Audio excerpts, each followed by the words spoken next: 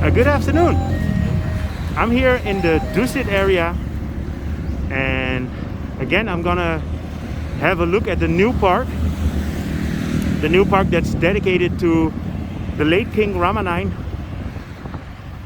And the reason that I'm here is because I only saw it in the early morning, and I just want to see what the update is now. Plus I received some really nice drone footage from Michael Riva, so I'm happy to make an update, and I can show you guys also how it looks from the air.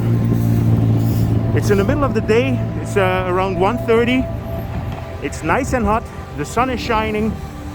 So see you guys at the park. So I'm across the street of the park here. This is the main entrance. I will start the drone footage from Michael. I hope you enjoy it. Put a little bit of music on it.